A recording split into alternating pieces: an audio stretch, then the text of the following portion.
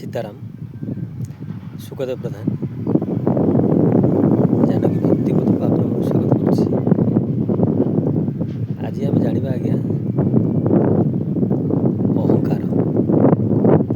ଅହଙ୍କାର ଏମିତି ଗୋଟେ ଜିନିଷ ଯାହାଫଳରେ କି ସୁନାର ଲଙ୍କାକୁ ଆଜ୍ଞା ଜେରବାର କରିଦେଇଛି। ରାବଣ ଭଳିଆ ଆପଣ ଜାଣିଥିବେ, ରାବଣ ଭଳିଆ ମହାଜ୍ଞାନୀ କେହି ନାହାନ୍ତି, ମହାପଣ୍ଡିତ ବି କେହି ନାହାନ୍ତି, ମହାବିଦ୍ୱାନୀ ବି କେହି ନାହାନ୍ତି। ସେ ଅହଙ୍କାର ବଶଭୂତ ହେଇକି ସୁନାର ଲଙ୍କାକୁ ପୋଡ଼ିକି ଧ୍ୱଂସ କରିଦେଲା। ବୁଝିଲେ? କାରଣ କଳିଯୁଗ ମଣିଷ ସଦାବେଳେ ଅହଙ୍କାର ବଶଭୂତ। ଆପଣ ଜାଣିଥିବେ ଆଜ୍ଞା, ଭଗବାନ ସବୁ ସହନ୍ତି, ଗର୍ବ ଅହଙ୍କାର କାହାର ସହନ୍ତି ନାହିଁ। କାରଣ ଯଦି ଆପଣଙ୍କର ଧନ ଦୁଇଟା ହେଇଗଲା, ଧନ ଦୁଇଟା ଆଜ୍ଞା ହେଇଗଲେ ଆପଣ ମଣିଷ ମାନନ୍ତି ନାହିଁ। ସେଠୁ ଆପଣ ଅହଙ୍କାର ବଶଭୂତ ହେଇଯାଆନ୍ତି। ଛୋଟ ବଡ଼ କାହାକୁ ମାନନ୍ତି ନାହିଁ। ମୁଁ ସବୁ, ତୁ କିଏ ଏବେ, ମୁଁ ସବୁ କରିଦେବି, ମୋର ତ ଟଙ୍କା ଅଛି। ଆଜ୍ଞା ଜାଣନ୍ତୁ, ଧନ ଜୀବନ ଯୌବନ ଆଜ୍ଞା ଅଢ଼େଇ ଦିନ ବି ନୁହଁ, ଗୋଟେ ସେକେଣ୍ଡରେ ଆଜ୍ଞା ଚେଞ୍ଜ ହେଇଯାଉଛି। ଦେଖନ୍ତୁ, ଆପଣ ସୁନ୍ଦର ଯୌବନ ପାଇଛନ୍ତି, କିନ୍ତୁ ଯୌବନ ସଦାବେଳେ ରହୁଛି? କି ଧନ ଆଜି ଅଛି କି ସଦାବେଳେ ଥିବ ବୋଲି କିଛି ମାନେ ଅଛି? କେବେ ନା, ଆଜି ଯିଏ ଧନୀ କାଲି ସିଏ ଗରିବ, କାଲି ଯିଏ ଧନୀ ଆଜି ସିଏ ଗରିବ। ଜୀବନ ଦେଖନ୍ତୁ, ଜୀବନ ଗୋଟେ ପାଣି ଫଟକା ଯେତିକି, ଜୀବନର ମୂଲ୍ୟ ସେତିକି ବି ନୁହଁ, ଆହୁରି କମ୍। ଅହଙ୍କାର, କାରଣ ଭଗବାନ ଅହଙ୍କାରୀ କି କେବେ କେଉଁଠି ପ୍ରସ୍ଥାନ ଦିଅନ୍ତିନି ଆଜ୍ଞା। ଆପଣ ଯଦି ଭାବୁଥିବେ କି କହୁଥିବେ କଳିଯୁଗରେ ସେ ଅହଙ୍କାର କରି, ସେ ନୁହଁ, ସବୁ ଆଜ୍ଞା ବିଚାର ହେବ। ସବୁ ବିଚାର ଆଜ୍ଞା ହେବ, ଶେଷ ଟାଇମ୍ରେ ସବୁ ବିଚାର ହେବ। ଏ ତ ଆଜ୍ଞା ଟାଇମ୍ ତ ପାଖେଇ ଆଇଲାଣି ନା।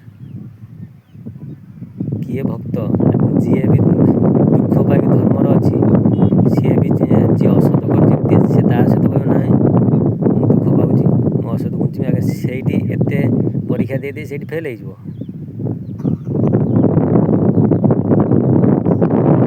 ମଣିଷ ପାଖରେ ଟଙ୍କା ଯେତେବେଳେ ଅଧିକ ହେଇଯାଏ, ମାନେ କୌଣସି ପଦବୀ ପୋଜିସନ୍ ହେଇଯାଏ, ସେ ଅହଙ୍କାର ଭିତରେ ବଶ ହେଇଯାଏ। କିଛି ଲୋକ ତ ଆଜ୍ଞା ପଦବୀ ତ ହେଇନି ଆଜ୍ଞା, ସିଏ ଆଉ ମଣିଷ ମାନୁନାହାନ୍ତି। ପଦବୀ ହେଇନି ସିଏ ମଣିଷ ମାନୁନାହାନ୍ତି। ତ ସେ ପଦବୀ ହେନେ, କାରଣ କୁହନ୍ତିନି କି ମୋର ନାହିଁ ମୋ ବାପାର ଅଛି, ମୋ ବାପାର ଥିଲା ମୋର କ'ଣ ହେଲା, ମୋ ପୁଅକୁ ପଢ଼ଉଛି, ସିଏ କେବେ ଚାକିରି କରେ, ତା ପୂର୍ବରୁ ବାପାର କହିଲା ଭଳିଆ ମାନେ ଛାତି ଅହଙ୍କାର କୁଣ୍ଢେ ମୋଟ ହେଇଯାଉଛି, ଗର୍ବ ଅହଙ୍କାର। ସିଏ ଏତେବେଳୁ ମଣିଷକୁ ମଣିଷ ଭଳିଆ କହୁନି, କିଛି ନାହିଁ ଆଜ୍ଞା। ଚିନ୍ତା ନ କରେ ଚିନ୍ତାମଣି, ଆଉ ଲାଷ୍ଟ ଟାଇମ୍ରେ ହେବ ଜଣାଜଣି, ସେଇଠି ଜଣାଜଣି ହେବ କେତେ ସୁକର୍ମ କରିଛ, କେତେ କୁକର୍ମ କରିଛ, କେତେ ପୁଣ୍ୟ କରିଛ, କେତେ ପାପ କରିଛ, ସେଇଠି ଜଣା ହେବ। ଏଇଠି କହିଦେଲେ କ'ଣ ହେବ? ତମେ କିଏ? ସଂସାର ତ ବଡ଼ ହେଲା ସିଏ, କି ପଇସା, କି ଧନ, କି ସମ୍ପତ୍ତି, କିଛି ଆଜ୍ଞା ଚିରସ୍ଥାୟୀ ନାହିଁ। ଆଉ ରହିଲା, ଯଦି ଗୋଟେ ମଣିଷର ଯେତେ ଧନ ଥାଉ, ଯେତେ ଧନ, ଯେତେ ସମ୍ପତ୍ତି, ହୀରା ଲୀଳା ମୋତି ଥିଲେ ବି ସେ ସଦାବେଳେ ସତ୍ସଙ୍ଗରେ ବସିବ, ଭଗବାନଙ୍କ କଥା ଶୁଣିବ, ସାଧୁସନ୍ତଙ୍କ ମେଳରେ ବସିବ, କିନ୍ତୁ ଏଇଟା ଆଜ୍ଞା ଅହଙ୍କାର ତା ମନରେ ଏତେ ପ୍ରଭାବ କାହିଁ, କ'ଣ ପାଇଁ କହିଲେ ଆଜ୍ଞା? କାରଣ ସେ ଯେଉଁଠି ସତ୍ସଙ୍ଗରେ ବସିବ, ସେଇଠି ଜାଣିବ ଯେ ମାନେ ଜୀବନର ମୂଲ୍ୟଟା କ'ଣ। ଏଇ ଧନ ସମ୍ପତ୍ତି କେତେ ଦିନର ଖେଳ, ବୁଝିଲେ କି? ଆଉ ଏତେ ତା ମନ ଉପରେ ଏତେ ପ୍ରଭାବ ପଡ଼ିବନି, କି ତା ଉପରେ ଏତେ ପ୍ରଭାବ ପଡ଼ିବନି, କାରଣ ସେ ସତଟା ଜାଣିଲା ନା। ଆଉ ତ ଯେଉଁମାନେ କହିଲା ଭଳିଆ ଆଜ୍ଞା, ଯେଉଁମାନେ କିଛି ମୁଁ ସେଠିକି ଯିବି, 5 ଟଙ୍କା ଦେଲେ ଗୋଟେ 5 ଟଙ୍କା ସରିଯିବ, ଏଠି ହରି କଥା ହେଉଛି କି ରାମଚରିତ ମାନସ ହେଉଛି, 5 ଟଙ୍କା ଦେଲେ 5 ଟଙ୍କା ସରିଯିବ, ମୁଁ ଯିମି? ନା, ମୁଁ ଯିବା ଦରକାର ନାହିଁ। ଭିକାରୀ ଆଉଛି ଆଜ୍ଞା ଦୁଆର ମୁହଁକୁ, ଚାଉଳ ମାଗିବା ପାଇଁ ଆଉଛି କି ମା ଭିକ୍ଷା ଦିଅ। ହାଁ ଆରେ ଭାଇ ମୁଁ ତାକୁ ଦେଇଦେମି 250 ଚାଉଳ, 250 ଚାଉଳ ହେଇଦିନେ 250 ହେନେ ଏଇଖିଣା ମୁଁ 2 ଦିନ କି 4 ଦିନ ଖାଇମି।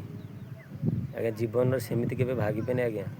ଧନଟା କ'ଣ ଆପଣ ବୋପାର ଦଉଛି ସିଏ ବି ଚାହିଁବ ନା ଆପଣ କେବେ କ'ଣ ଟଙ୍କାଟେ ପାଇବେନି, ଶ୍ରୀହୀନ ହେଇଯିବେ, ଲକ୍ଷ୍ମୀହୀନ ହେଇଯିବେ। ତ ଯେମିତି ଜ୍ଞାନ ବାଣ୍ଟିଲେ ଜ୍ଞାନ ବଢ଼େ, ସେମିତି ଧନ ଯଦି ବାଣ୍ଟିବା ସତ୍ କର୍ମରେ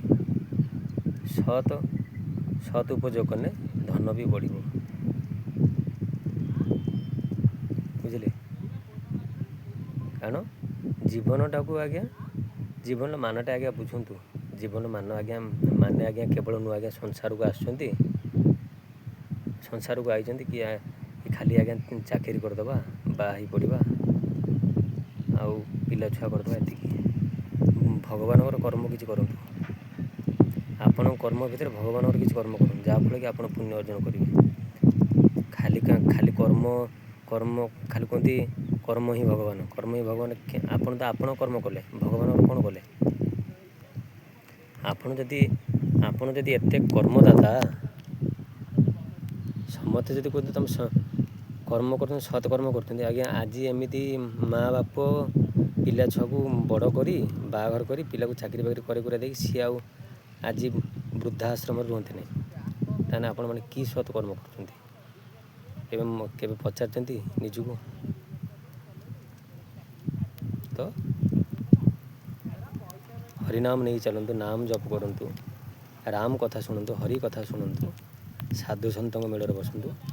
ଆପଣଙ୍କର ଜୀବନଟା କେତେବେଳେ ପରିବର୍ତ୍ତନ ହେଇଯିବ, ଆପଣ କେତେବେଳେ ଖରାପ ମଣିଷରୁ ଭଲ ମଣିଷ ହେଇଯିବ ଆପଣ ହିଁ ଜାଣିପାରିବେନି। ରହିଲି, ସୀତାରାମ।